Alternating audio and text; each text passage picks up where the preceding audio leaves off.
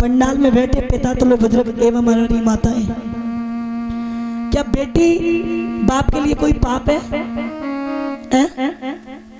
अरे अगर बेटी बाप के लिए पाप नहीं है तो फिर बाप के मुंह से क्यों निकल जाता है कि आज हमने गंगा नहा लिया? वैसे पाप नहीं है, एक दो जगह ऐसी हैं जहां लड़की बाप के लिए पाप है।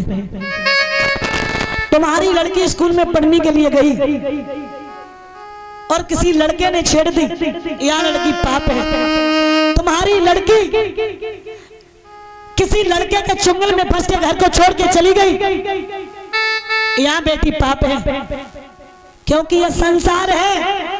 आपका लड़का दरोगा बन जाए इतनी दूर तक खबर नहीं फैलेगी, लेकिन अगर आपकी लड़की घर छोड़ के चली जाए तो वहां तक पहुंच जाएगी जहां तुमने कभी सोचा भी नहीं होगा। यह लड़की पाप है, क्योंकि यह संसार है। यहाँ दुनिया के लोग सुख में आगे और दुख में पीछे, सुख में आगे और दुख में पीछे, क्योंकि महाराज जब एक लड़का की बारात जाती है, दूल्हा बन के रथ में बैठ के जाता है, तो आप ये बताइए कि दूल्हा का रथ आगे जाता है या बारात के लोग आगे जाते हैं? कौन जाता है? दूल्हा आगे जाता है। दूल्हा का रथ पीछे जाता, बारात के लोग आगे नाचते हुए जाते हैं। जाते कि नहीं जाते? और जब एक अर्थी जाती है, अर्थी, तो अर्थी आगे जाती है, लोग आगे जाते? कौन जाता है? अर्थी आगे, लोग पीछे। ये क्या है? दुख, दुख में पीछे, सुख में आगे। महाराज कहाँ का ये नियम है जो बेटियों को, जहां बेटियों का सब कुछ होता है वहां कुछ नहीं रहता, और जहां कुछ नहीं होता वहां सब कुछ हो जाता है। कभी गहराई से सोचना तो आपको पता चलेगा वास्तव में बेटियों का दुख।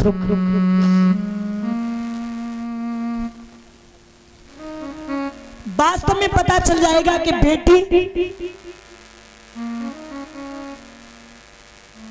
बेटी को विदा करने का दुख क्या होता है। याद रखना,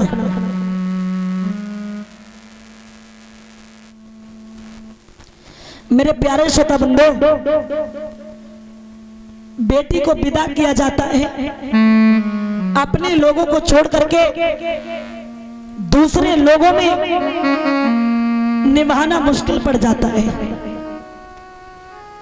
और उन्हीं बेटियों का सम्मान नहीं है।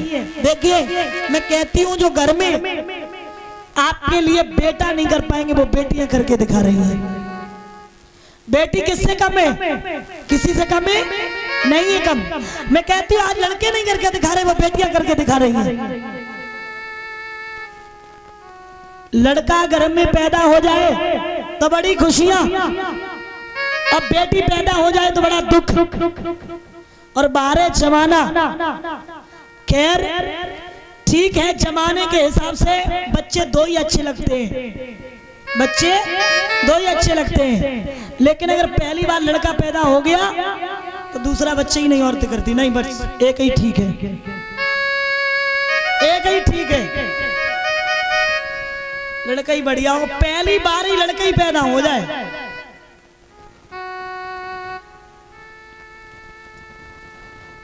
लड़के के लिए कष्ट हो जाता है।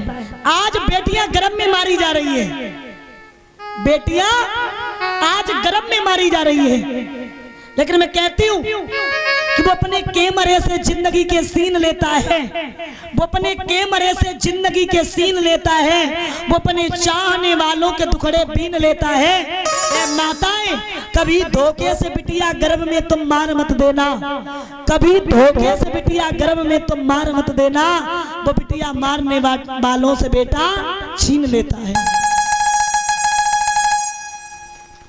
तो याद रखना, बेटियां किसी से कम नहीं है। आप घर में रोती रहना, लड़का बहू सामने बैठे होंगे, एक गिलास पानी नहीं देंगे। और बेटी ससुराल में खाना तब खाएगी जब अपनी माँ को फोन कर लेगी, मम्मी तुम ठीक हो ना, भोजन तो कर लिया आपने, कोई आपको कष्ट तो नहीं है, कोई परेशानी तो नहीं है। और अगर माँ के कांटा भी लग जाए तो चाहे वो कितने भी उपाय करे, लेकिन ससुराल से मायके में आएगी माँ के पास। और बेटा, बाप की पूरी जिंदगी निकल जाती है बेटा को करने के लिए। मेहनत करता तो बेटा के लिए, मजदूरी करता है तो बेटा के लिए। और मैंने अपने कानों से सुना, बेटा ही कहते तुमने मेरे लिए कर क्या दिया। पूरी जिंदगी निकल गई करते करते, लेकिन फिर भी तुमने मेरे लिए कर क्या दिया। लेकिन बेटी वो महान मूर्ति है, जिस खूंटा से बांध देना उस खूंटा से बनी रहेगी, चाहे वो सुखी रहे या चाहे वो दुखी रहे। कभी ये नहीं कहेगी कि पापा तुमने मेरी शादी कैसे घर में कर दी। और याद रखना, पूरा परिवार रोता है जब एक बेटी विदा होती है। और मैं कहती हूँ, कितना भी कठोर बाप हो और कितना भी कठोर इंसान हो, चाहे वो बेटा के मरने पे न रोया हो तो बेटी की विदाई पर रो जाता है, रो जाता है। और बाप तो उसी दिन टूट जाता है जिस दिन अपनी बेटी का रिश्ता पक्का करके आता है। और जब रिश्ता पक्का करके आता है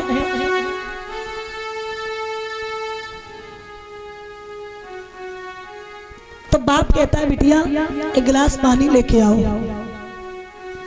और जब बेटी अपने बाप का चेहरा उदास देखती है तो पूछती है, पापा आज कुछ लग रहे ज्यादा थक गए, आज आपका चेहरा उदास क्यों है, क्या बात है। तो बाप कहता है, बिटिया क्या बताऊं, पापा किसी ने क्या कुछ ज्यादा मांग लिया। नहीं बेटी, ज्यादा तो नहीं मांगा, लेकिन आज ये चेहरा उदास इसलिए है कि आज से तू पराई हो गई, आज से तू मेरी नहीं रही।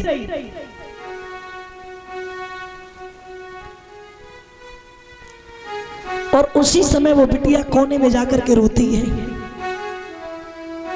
रोती है। बेटियां, वो बेटियां अक्सर करके ज्यादा रुलाती है। यहाँ हमारी बहनें बैठी, मैं आपसे एक निवेदन करना चाहूंगी व्यासपीठ से कि आपके चाचा ताऊ में कितनी भी लड़ाई हो, कितनी भी भैया भाभी से कितनी भी हो, लेकिन आप अपनी जबान कभी मत खोलना, कभी मत खोलना। अरे तुम्हें क्या करना है, तुम्हें पराए घर जाना है। और जो बेटियां कभी जबान नहीं खोलती है, उन बेटियों के लिए ऐसा नहीं उसके घर वाले ही रोएं, पूरा गांव रोता है, पूरा परिवार रोता है। ऐसी बेटियां सबको रुला जाती हैं। ध्यान रखना, पूरा परिवार रो रहा है। माँ ने बड़े अच्छे उपदेश दिए। एक अनोखा इंसान होता है, कौन, लड़की का भाई। आप लोगों ने दुनिया भर की लड़ाई देखी होगी, लेकिन भाई और बहन की लड़ाई नहीं देखी होगी। घर में सारे दिन लड़ेंगे, सारे दिन लड़ेंगे। भाई कहेगा बहन से, जब तक शादी नहीं होगी मेरे कपड़े धुल दे, नहीं धुलेगी ऐसी भाभी लेके आएंगे घर में, तुझे रोज मारे। और जब शाम को भैया टाइम से घर ना आए तो बहन 50 फोन कर देगी, कमीर कहाँ मर रहा है, कुत्ता आएगा नहीं, 50 गालियां दे देगी, खाना नहीं खाएगा।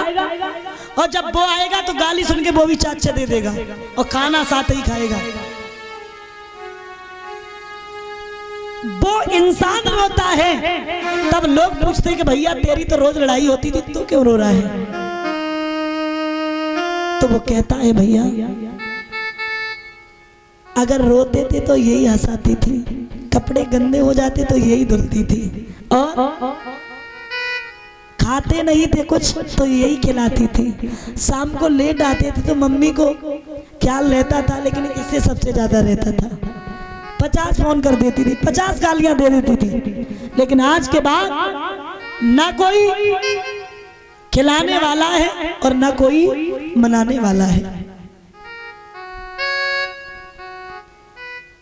और आज देवकी अन्य निभाती रोने लगी, अपने पिता के गले में मैया डाल दी।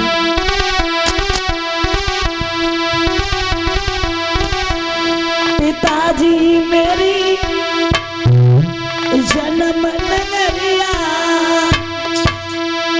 काहे रहे हो छोड़ा भाई।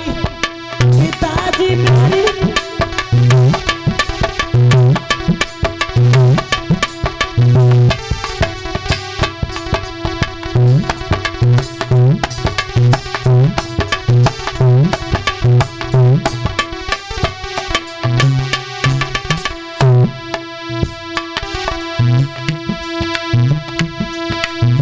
बुलाई गई द्वारे पे बारात, बुलाई गई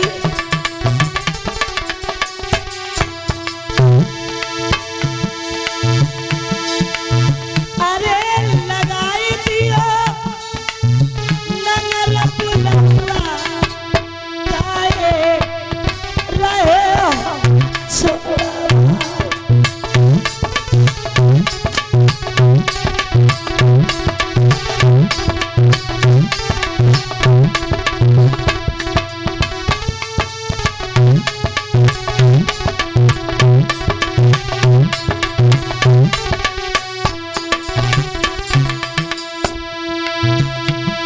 कराई गए पीले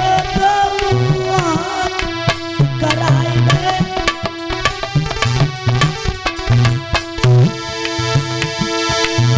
अरे उड़ान दई चटक चुनिया काहे रहे हो छोड़ा।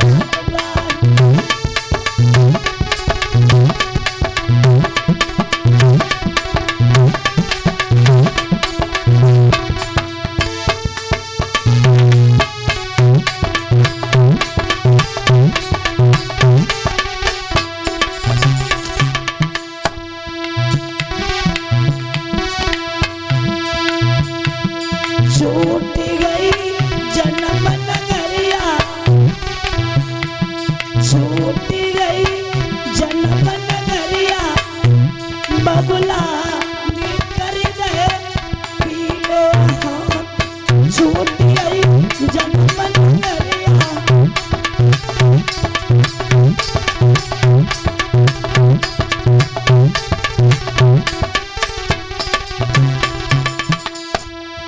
छूट गए मम्मी और पापा, छूट गए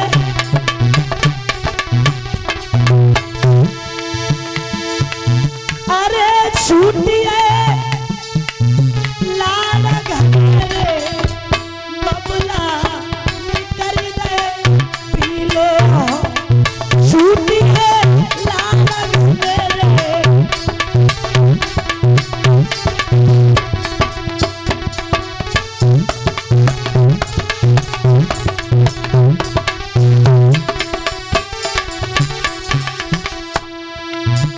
फूल खिलता गया डाली झुकती गई, फूल खिलता गया डाली झुकती गई। आज मम्मी की लाड़ो चली जा रही,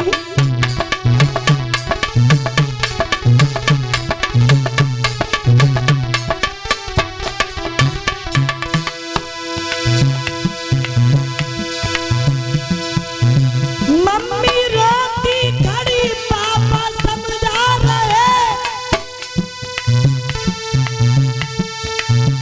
चार